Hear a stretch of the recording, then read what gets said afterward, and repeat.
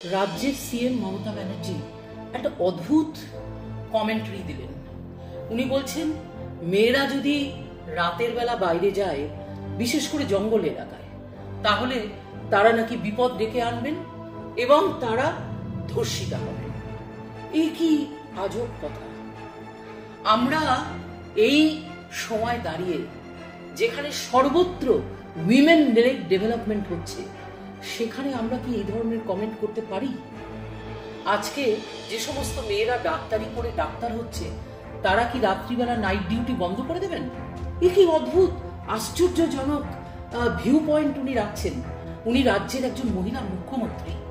তিনি একজন মুখ্যমন্ত্রী হিসেবে রাতের অন্ধকারে যদি কোথাও তার যাওয়ার প্রয়োজন থাকে, তো সেখানে কি তিনি যাবেন না? আমরা কি বলতে চাইছি যে মেয়েরা আজকে যারা উইমেন এম্পাওয়ারমেন্টের কথা আমরা বলি, উইমেন লেড ডেভেলপমেন্টের কথা বলি, জেন্ডার জাস্টিসের কথা বলি, সেই মেয়েরা যদি রাতের অন্ধকারে কোথাও যান, তাহলে তারা ধর্ষিতা হবেন? এই হচ্ছে একমাত্র আমাদের রাজ্যের মহিলা মুখ্যমন্ত্রীর বক্তব্য। বাংলা হান্টের আরো খবর দেখতে নজর রাখুন। বাংলা খবর মানেই বাংলা হান্ট।